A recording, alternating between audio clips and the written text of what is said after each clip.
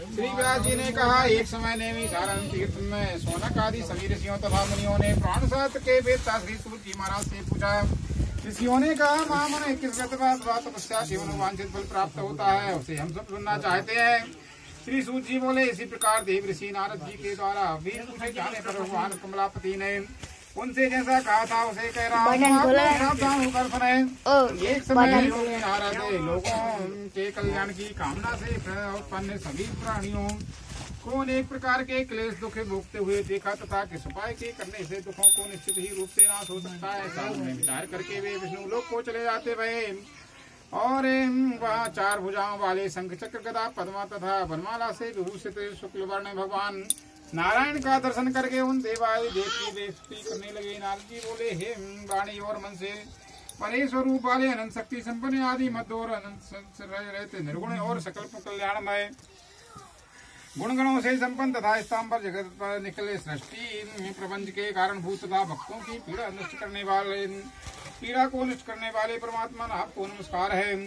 स्तुति करने के अनंतर भगवान ने श्री विष्णु भगवान ने नारद जी से कहा, श्री भगवान ने कहा, महाभाग आप किस प्रयोजन से यहाँ आए हैं, आपके मन में क्या है, कहिए, वह हम सब कुछ मैं आपको बतलाऊंगा। नारद जी बोले, भगवान मृत्यु लोक में आप अपने कर्मों के द्वारा विभिन्न योनियों में उत्पन्न हुए सभी लोग बहुत प्रकार के क्लेशों से दुखी हो रहे हैं। नाथ, यदि छोटे से उपाय से उनका कष्ट दूर हो सके तो ऐसा कोई उपाय हमसे कहिए। श्री भगवान ने कहा, श्री भगवान बोले, वत्स, संसार के ऊपर अनुग्रह करने की इच्छा से आपने बहुत अच्छी उत्तम बात पूछी है। इसके व्रत करने से वाणी मोह से मुक्त हो जाता है और उसे मैं आपको बता रहा हूँ, सुने। हे वत्स, स्वर्ग और मृत्यु लोक में जाओ, स्वर्ग और मृत्यु लोक में दुर्लभ एक महान पुण्य व्रत है।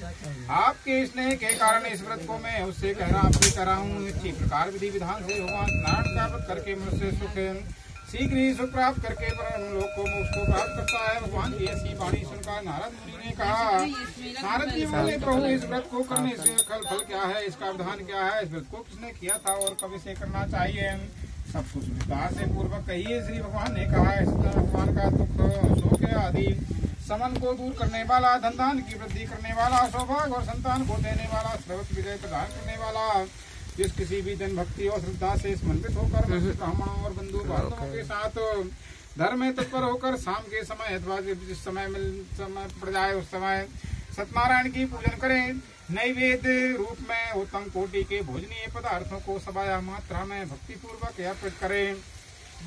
केले का फल, घी, दूध, गेहूं का चूर्ण अथवा गेहूं के चूर्ण के अथवा में 60 आना, चावल का चूर्ण, शक्कर, गुड़ या सब भक्ष्य सामग्री सवाया मात्रा में एकत्र करके निवेदित करनी चाहिए।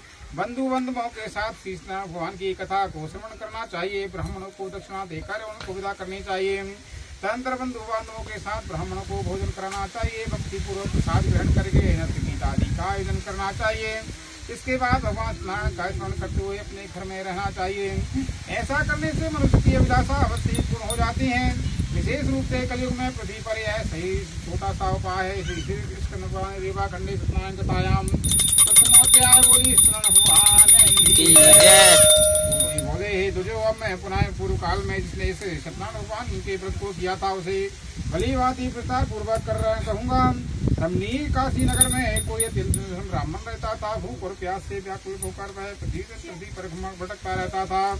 ब्राह्मण प्रिय भगवान उस दुखी ब्राह्मण को देखकर वृद्ध ब्राह्मण का रूप धारण करके उससे ब्राह्मण से आदर पूर्वक पूछने लगे, हे ब्राह्मण, प्रतिदिन अत्यंत दुखी होकर तुम किस लिए पृथ्वी पर घूम रहे हो। उस ब्राह्मण ने ऐसा बतलाया कि मैं सब सुनना चाहता हूँ। ब्राह्मण बोला, प्रभु, मैं अत्यंत दरिद्र ब्राह्मण हूँ और भिक्षा के लिए ही पृथ्वी पर घुमा करता हूँ। यदि मेरी दरिद्रता को दूर करने का उपाय जानते हो तो कृपा करके मुझसे बताइए। ब्राह्मण ने कहा, हे सत्यनारायण भगवान विष्णु अभीष्ट फल को देने वाले हैं। हे विप्र, तुम उनका उत्तम व्रत एवं पूजन करो, जिसे करने से मनुष्य सभी दुखों से मुक्त हो जाता है। व्रत करने के विधान को ब्राह्मण से पूर्वक कहकर ब्राह्मण रूपधारी भगवान सत्यनारायण वही अंतर्ध्यान हो जाते भय ब्राह्मण ने जैसा कहा है उस व्रत को अच्छी प्रकार से वैसे ही करूंगा। सोचते हुए ब्राह्मण को रात में नींद न आई और उसके बाद प्रातः काल उठकर सत्यनारायण भगवान का व्रत करूंगा, ऐसा संकल्प करके वह ब्राह्मण भिक्षा के लिए चल पड़ा। उस दिन ब्राह्मण को भिक्षा में बहुत सा धन प्राप्त हुआ। उसी धन से उसने बंधु बांधवों के साथ सत्यनारायण भगवान का व्रत किया। इस व्रत के प्रभाव से वह श्रेष्ठ ब्राह्मण सभी दुखों से मुक्त होकर समस्त संपत्तियों से संपन्न हो जाता गया।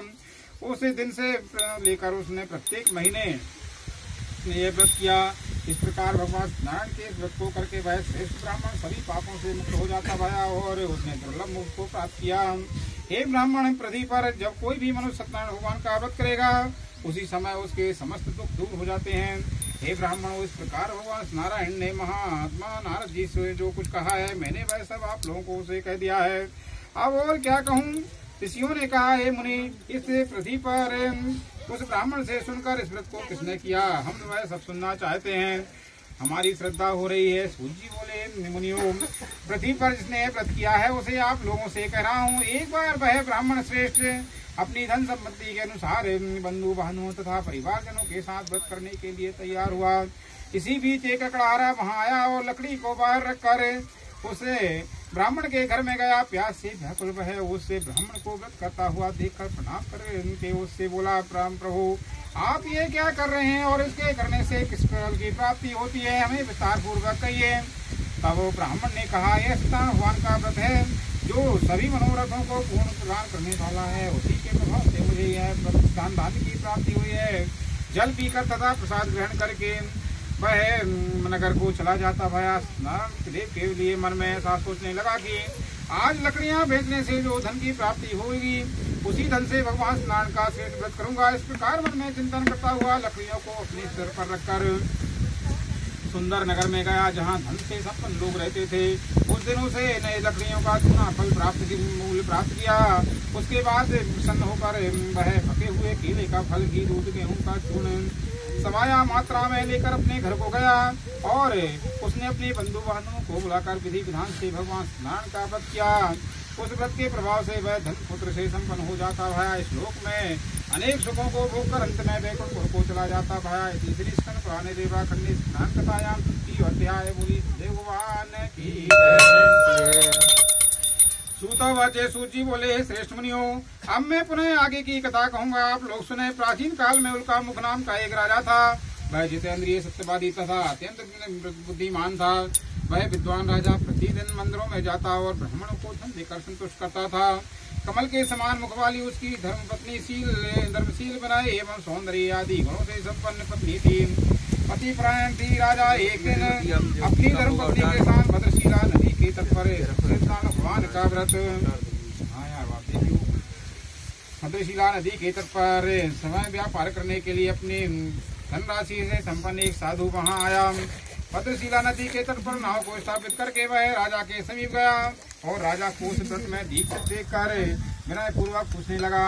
साधु ने पूछा, राजन, आप भक्ति और चित्त से यह क्या कर रहे हैं? कृपा करके वह सब हमें बतलाइए, मैं सुनना चाहता हूँ। राजा ने कहा, हे साधु, पुत्र आदि की प्राप्ति की कामना के लिए बंधु बांधवों के साथ में अतुल तेजस्वी मन भगवान विष्णु का व्रत और पूजन कर रहा हूँ। राजा की बात सुनकर साधु ने आदर पूर्वक कहा कि राजन, इस विषय में आप मुझे सब कुछ विस्तार से कहिए, बतलाइए। आपके कथन अनुसार मैं भी व्रत और पूजन करूंगा। मुझे भी कोई संतान नहीं है, इससे अवश्य संतान की प्राप्ति होगी। ऐसा विचार करके वह व्यापार से निवृत्त हो आनंद पूर्वक अपने घर को आया। उसने अपनी पत्नी से संतान प्रदान करने वाले इस सत्य व्रत को विस्तार पूर्वक बताया तथा जब मुझे संतान की प्राप्ति होगी तब मैं इस व्रत को करूंगा। ऐसा उस प्रकार उसने साधु ने अपनी पत्नी लीलावती से कहा। एक दिन उसकी लीलावती नाम की सती साध्वी भार्या पति के साथ आनंदित चित्त से ऋतुकालीन धर्मचरण में प्रवृत्त हुई और भगवान स्नान की कृपा से उसकी वह पत्नी गर्भिणी हो जाती हुई 10वें महीने में उससे कन्या की उत्पत्ति हुई और वह शुक्ल पक्ष के चंद्रमा की भांति दिन प्रतिदिन बढ़ने लगी। उस कन्या का नाम कलावती रखा गया। इसके बाद एक दिन लीलावती ने अपने पति से मीठे वचनों में कहा कि आप पूर्व में संकल्पित सत्यनारायण भगवान का व्रत क्यों नहीं कर रहे हैं? साधु बोला, हे प्रिय, इसके विवाह के समय इस व्रत को करूंगा। इस प्रकार अपनी पत्नी को भली भांति आश्वस्त कर व्यापार करने के लिए नगर की ओर चला गया। इधर कन्या कलावती पिता के घर में बढ़ने लगी। उसके बाद धर्मज्ञ साधु ने अपने सखियों के साथ क्रीड़ा करती हुई कन्या को विवाह के योग्य देखकर आपस में विचार किया कि कन्या के विवाह के लिए श्रेष्ठ वर का खोज कर लाओ। ऐसा दूत से कहकर शीघ्र ही उसे भेज दिया। उसकी आज्ञा पाकर वह दूत कंचन नामक नगर में गया और वहां से एक वणिक पुत्र को लेकर आया। साधु ने उस वणिक को सुंदर पुत्र को देखकर गुणों से संपन्न देखा और अपने जाति के लोगों से तथा बंधु बांधवों के साथ संतुष्ट चित्त हो विधि विधान से वणिक पुत्र के हाथ में कन्या दान कर दिया। उस समय वह साधु वणिक दुर्भाग्यवश भगवान का वह उत्तम व्रत भूल गया और पूर्व संकल्प के अनुसार विवाह के समय में व्रत न करने के कारण भगवान उस पर प्रश्न हो जाते भय। कुछ समय के पश्चात अपने व्यापार में कर्म कुशल वह साधु बने के काल की प्रेरणा से अपने दामाद के साथ व्यापार करने के लिए समुद्र के समीप स्थित रत्नसारपुर नामक नगर सुंदर नगर में गया और अपने श्री संपन्न दामाद के साथ व्यापार करने लगा। उसके बाद दोनों राजा चंद्रकेतु के रमणीय नगर में गए। उसी समय भगवान सत्यनारायण ने उसे प्रतिज्ञा को न करने के कारण इसे दारुण कठिन और महान दुख प्राप्त होगा ऐसा श्राप दे दिया। मन से छोड़ जाओ। ओम नमो हो वासुदेवा नाथ नारायण वासुदेवा क्या मंत्र छोड़ जाओ। सीख लगा दो, कपूर रख के लगा दो ना, कपूर डाल के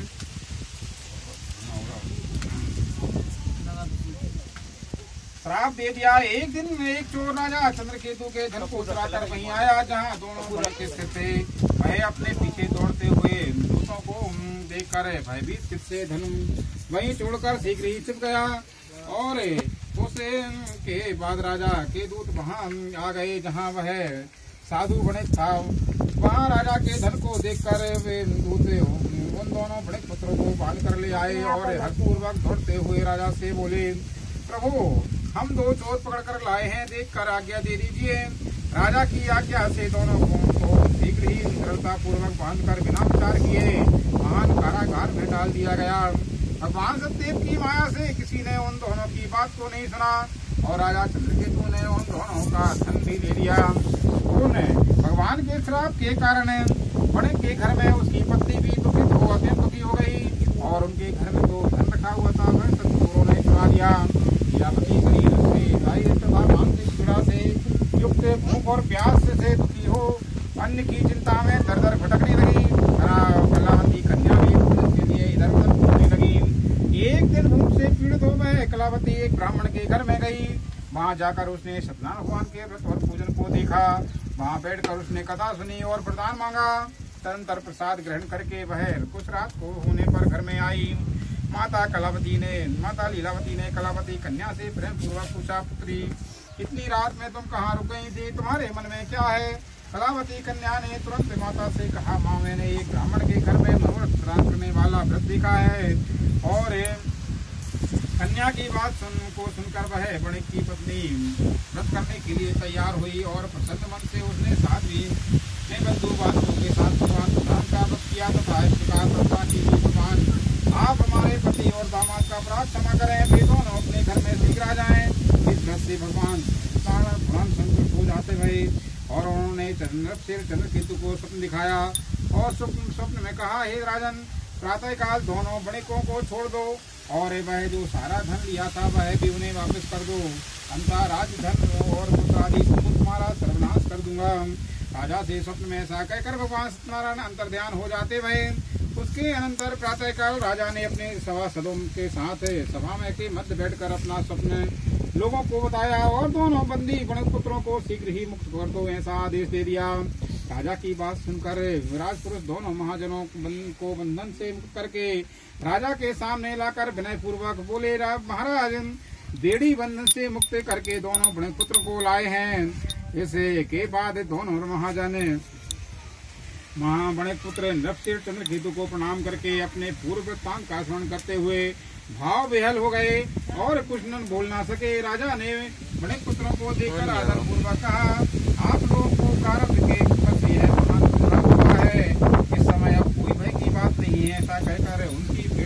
आदि छोर कर्म आदि कराया।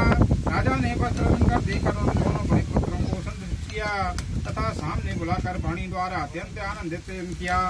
पहले जो धन लिया था उससे दूना करके दिया। इसके बाद राजा ने पुनः उनसे कहा, साधु अब आप अपने घर में हो जाएं। राजा को प्रणाम करके आपकी आज्ञा से हम जा रहे हैं। ऐसा कहकर दोनों भाई महावेश्य अपने घर की ओर प्रस्थान किया। तृतीय अध्याय। बोली सत्यनारायण भगवान की जय। सूतवाचे सूजी कहते हैं चतुर्थ अध्याय में साधु बणिक ने मंगलाचार्य व्रत करके ब्राह्मणों को धन देकर अपने नगर के लिए चल पड़ा और साधु के कुछ दूर जाने पर भगवान सत्यनारायण ने उसकी सत्य की परीक्षा लेने के लिए जिज्ञासा की और उन्होंने कहा, साधु तुम्हारे नाम में क्या भरा हुआ है? सब धन के मद में चूर दोनों महाजनों ने अवहेलना पूर्वक हंसते हुए कहा, हे साधु क्यों पूछ रहे हैं? क्या कुछ पैसा धन लेने की इच्छा है? हमारी नाव में तो लता और पत्ते आदि भरे हुए हैं। ऐसी कठोर वाणी सुनकर तुम्हारी वाणी सच हो। ऐसा कहकर वह साधु सन्यासी रूप धारण किए हुए भगवान कुछ दूर जाकर समुद्र के समीप जाकर बैठ गए। दंडी के चले जाने पर नित्य क्रिया करके पश्चात उतराई हुई जल के ऊपर उठी हुई नौका को देखकर साधु बणिक अत्यंत आश्चर्य में पड़ गया और नाव में लता पत्ते आदि देखकर मूर्छित हो पृथ्वी पर गिर पड़ा। अच्छे सचेत होने पर बणिक पुत्र चिंतित हो गया। तब उसने दामाद से कहा, इस प्रकार कहा, आप तो क्यों कर रहे हैं? दंडी ने ही श्राप दिया है। इस स्थिति में वे ही चाहे तो सब कुछ कर सकते हैं, इसमें संशय नहीं है। तो उन्हीं की शरण में चलना चाहिए, वही मन की इच्छा पूर्ण होती है। दामाद उनकी बात सुनकर वह साधु उनके पास गया और वहां दंडी को देखकर उसने भक्ति पूर्वक उन्हें प्रणाम किया और आदर पूर्वक कहने लगा, आपके सम्मुख मैंने जो भी कुछ असत्य भाषण में अपराध किया है, आप मेरे उस अपराध को क्षमा करें। ऐसा कहके बारंबार प्रणाम करके वह महान शोक से हो जाता भया। दंडी ने उसे रोता हुआ देखकर कहा, हे मूर्ख रो मत, मेरी बात को सुनो। मेरी पूजा से उदासीन होने के कारण यह मेरी आज्ञा से तुम्हें बारंबार दुख प्राप्त हुआ है। भगवान की ऐसी वाणी सुनकर वह उनकी स्तुति करने लगा। राजा साधु ने कहा, हे प्रभु, यह आश्चर्य की बात है कि आपकी माया से मोहित होने के कारण ब्रह्मादि देवता भी आपके गुणों और रूप को यथावत रूप से नहीं जान पाते हैं। फिर मैं मूर्ख आपकी माया से मोहित होने के कारण आपको कैसे जान सकता हूँ? आप प्रसन्न हो, मैं अपनी धन संपत्ति के अनुसार आपकी पूजा करूंगा। मैं आपकी शरण में आया हूँ। मेरा जो नौका में पुराना धन था उसकी तथा मेरी रक्षा करें। उस बणिक की भक्ति युक्त वाणी सुनकर भगवान सत्यनारायण संतुष्ट हो जाते भये। भगवान हरि उसे अभीष्ट वर प्रदान करके वही अंतर ध्यान हो गए। उसके बाद वह साधु अपनी नौका में चढ़ा और सज्जनों के साथ चढ़ा और उसे धन धान से परिपूर्ण देखकर भगवान सतदेव की कृपा से हमारा मनोरथ पूर्ण हो गया है। ऐसा कहकर स्वजनों के साथ उसने भगवान की विधि पूर्वक पूजन की। भगवान सत्यनारायण की कृपा से वह आनंद से परिपूर्ण हो गया और नाव को यत्न पूर्वक संभाल कर उसने अपने देश के लिए प्रस्थान किया।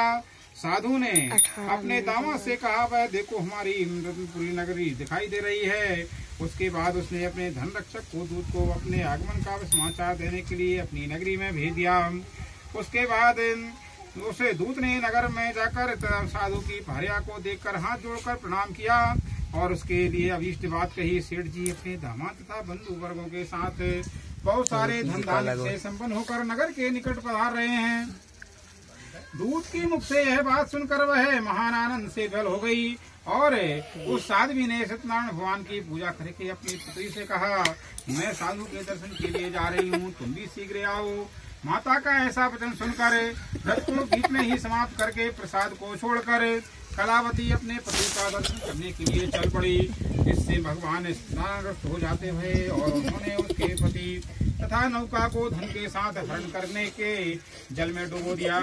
इसके बाद कलावती कन्या अपने पति को न देख महान शोक से रोदन करती हुई पृथ्वी पर गिर पड़ी। नाव का दर्शन तथा कन्या को अत्यंत दुखी देखकर भयभीत मन से साधु ने सोचा, यह क्या आश्चर्य हो रहा है। नाव का संचालन करने वाले भी चिंतित हो गए। तदनंतर वह लीलावती भी कन्या को देखकर विहल हो जाती भई अत्यंत दुख से विलाप करती हुई अपने पति से इस प्रकार बोली, अभी अभी नौका के साथ वह दामाद कैसे लक्षित हो गए हैं। ना जाने किस देवता की उपेक्षा से वह नौका हरण कर ली गई है, तथा स्नान भगवान के महत्व को कौन जान सकता है। ऐसा कहकर वह स्वजनों के साथ विलाप करने लगी और कन्या कलावती को गोद में लेकर रोने लगी। कल्यावती कन्या भी अपने पति के नष्ट हो जाने पर दुखी हो जाती। वही पति की पादुका को लेकर उनका अनुगमन करने के लिए उसमें मन में विचार करने लगी। कन्या के इस प्रकार आचरण को देखकर भार्या सहित वह धर्म के साधु होने का अत्यंत शोक से संतप्त हो गया और सोचने लगा, या तो भगवान सत्यनारायण ने यह दामाद तथा धनदान से भरी हुई नौका का हरण कर लिया है, अथवा हम सभी भगवान देव की माया से भ्रमित हो रहे हैं। अपनी धन शक्ति के अनुसार वहाँ स्नान की पूजा करूंगा। सभी को बुलाकर इस प्रकार कहकर उसने अपने मन की इच्छा प्रकट की। बारम्बार भगवान देव को धन्यवाद प्रणाम किया और इससे दीनों के परिपालक भगवान सदैव प्रसन्न हो जाते। वह भगवान वत्सल भगवान ने कृपा पूर्वक कहा, तुम्हारी कन्या प्रसाद को छोड़कर पति के दर्शन के लिए चली आई है। निश्चय इसी कारण इसका पति अदृश्य हो गया है।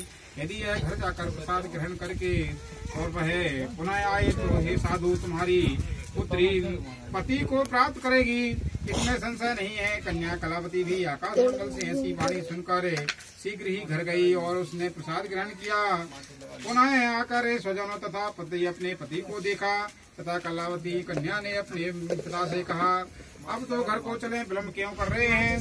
कन्या की वह बात सुनकर बड़े पुत्र संतोष हो गया और विधि विधान से भगवान स्नान का पूजन करके धन तथा बंधु बांधवों के साथ अपने घर को गया। प्रत्येक पूर्णिमा और संक्रांति पर्वों पर भगवान स्नान का पूजन करने लगा और इस लोक में सुख कर अंत में बैकुंठपुर को चला जाता है। यदि श्री स्कंद पुराणे रेवा खंडे सत्यनारायण कथायां चतुर्थो अध्याय बोली भगवान की।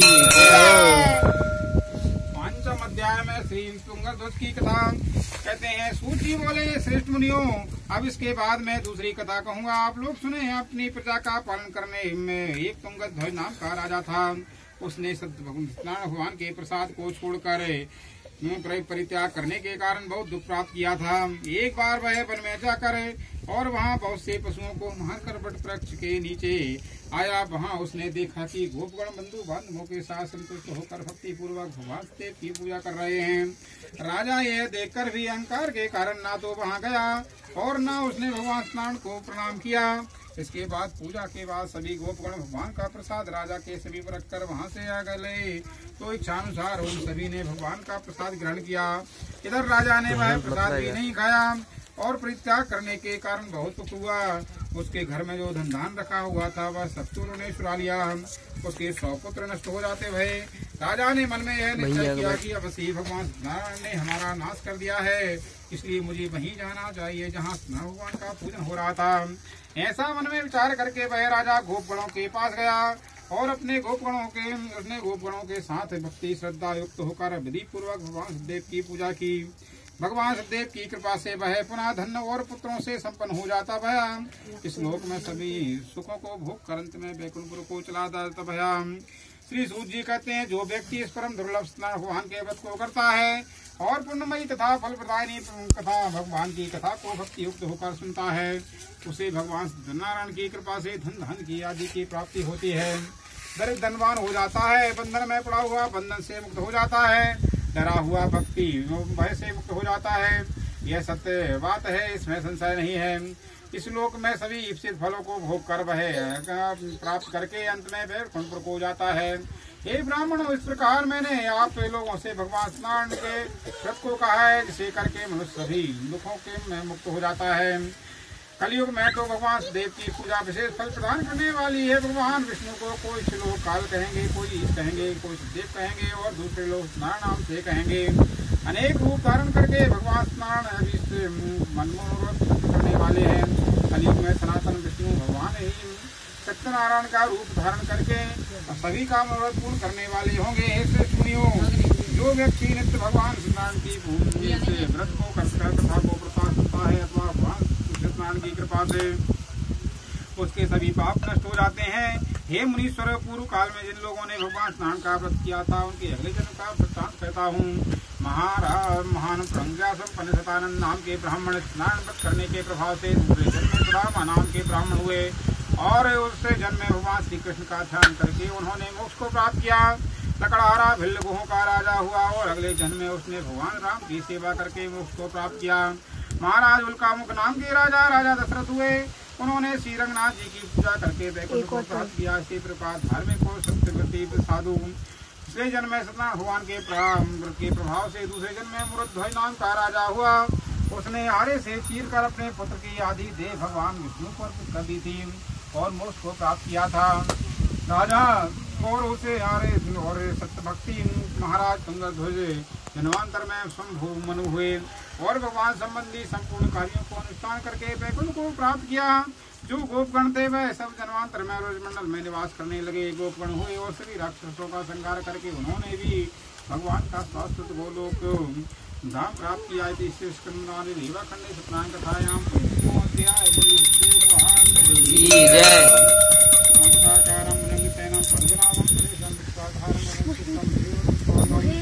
श्री लक्ष्मीकांतम कमल नाम योग विद्यार्घ्यम मंत्री विष्णु भवहरणम कहीनाथम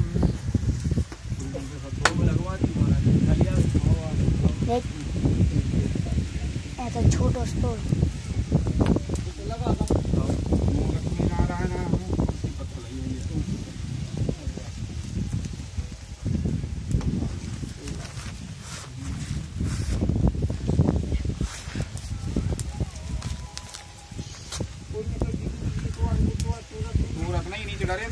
बहुत से मैं खोल रहा था बिजली भैया बन चाहिए पर कोई ना काटे तो आप यही विधान भी है तो आपको बहुत सही नहीं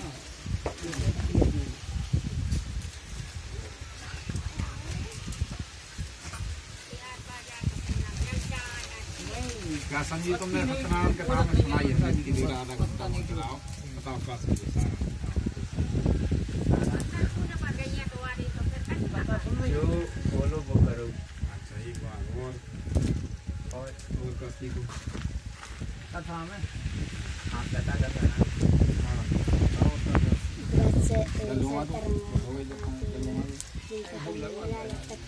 ऐसा मत पूछो नहीं अगली बार तो कोई बैठे कोई नहीं क्वेश्चन आंसर पूछ रहे हैं कथा पूरी कथा ना हो जाए उतना ही चाहिए। बताओ तुमने कहा कड़ी कथा हमने सुनाई तुम्हें कितनी याद रही तुमने नहीं बताओ पता है ना ऐसे याद तो नहीं याद तो है। चलो तुम सुना संदीप क्या कर रही तुम्हें याद सुना रही तुम्हें चलो सुना क्वेश्चन आंसर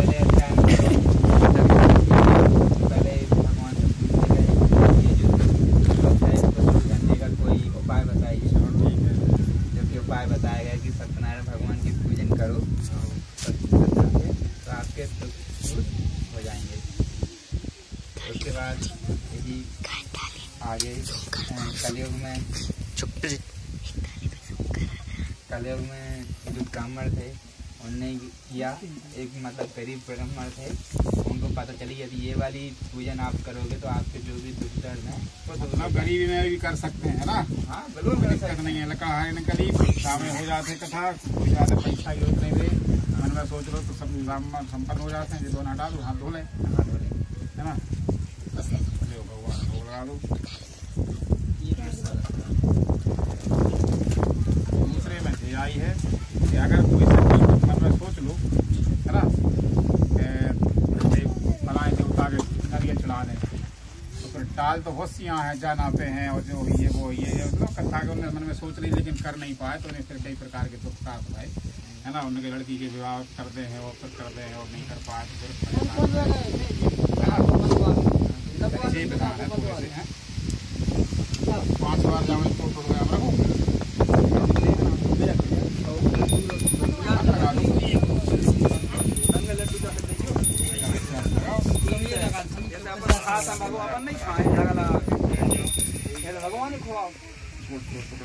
हरि ओम महान भक्तोजम नैवेद्यं समर्पिना पावना स्वाध्याना स्वावदानाय स्वाहा।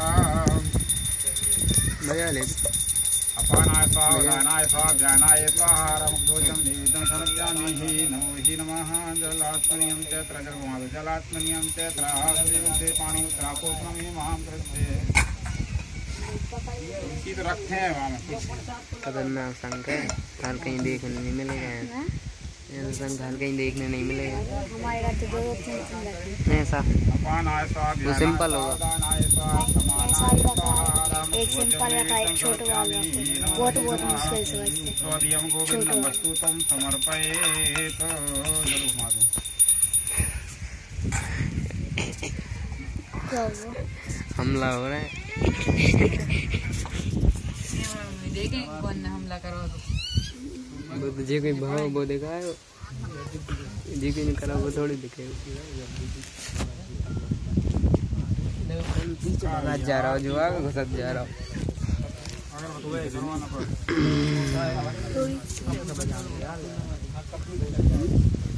देव फटाफट कितने मिनट आधा घंटा हुआ कितनी बैंक की